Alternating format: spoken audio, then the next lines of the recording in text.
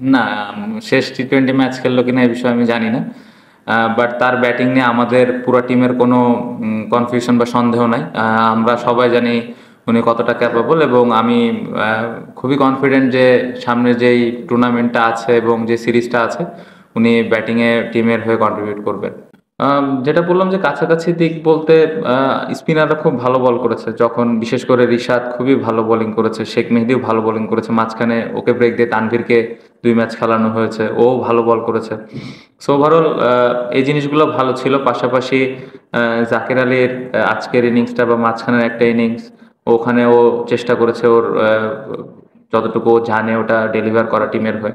সেরকম ছোট ছোট বেশ কিছু জায়গা আছে যেটা আমার মনে হয় আমরা কাছাকাছি যেতে পেরেছি, বাট স্টিল এখানে তো অবশ্যই আরো ইমপ্রুভমেন্টের জায়গা আছে। বাট প্লেয়াররা সবাই কনফিডেন্ট। উইকেট আমি যেটা বললাম যে পুরো সিরিজে উইকেটটা ব্যাটিং ফ্রেন্ডলি ছিল না পুরো সিরিজে। সো ব্যাটসম্যানরা ওর মধ্যে দিয়ে চেষ্টা করেছে ভালো করার, এবং উইকেটটা অ্যাসেস করে চেষ্টা করেছে ব্যাটিং করার। আমার পারফরমেন্স নিয়ে যেটা বলেন বলেন যে আমার এক্সপেকটেশন অনুযায়ী এই সিরিজটা হয়নি, বাট আমি আমার যে প্রসেস বা আমি আমার ব্যাটিং নিয়ে আমার স্কিল কিভাবে আমি ডেভেলপ করতে পারি এইগুলো নিয়ে কাজ করছি।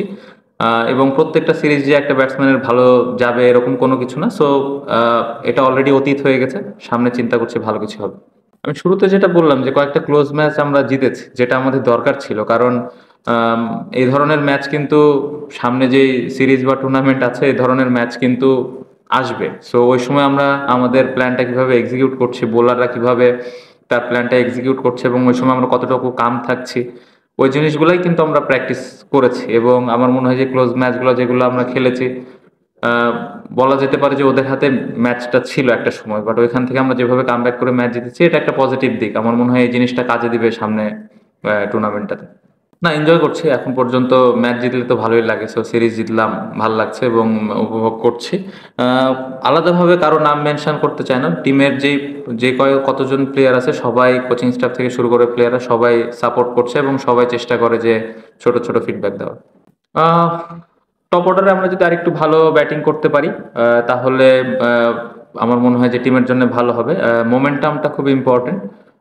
বাট তার পাশে এটাও বলবো যে আহ, যে উইকেটে খেললাম আমার মনে হয় যে এটা নিয়ে খুব বেশি চিন্তা না করে সামনে আমরা যেন চিন্তা করি। বাট এই জায়গাটা যদি আমরা ভালো স্টার্ট দিতে পারি সামনে টুর্নামেন্টে, তাহলে টিমটা অনেক দূর আগানো থাকবে।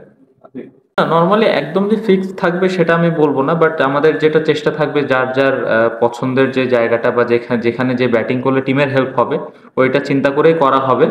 বাট একদম এমন বলবো না আমি যে আহ, অনেক বেশি প্রতিদিনই চেঞ্জ হবে। ডিপেন্ড করছে কন্ডিশন এবং অপোনেন্ট টিমের কি স্ট্রেংথ আছে না আছে, ওটার উপরে ডিপেন্ড করে আমরা 11 জনটা এবং ব্যাটিং অর্ডারটা সাজাবো।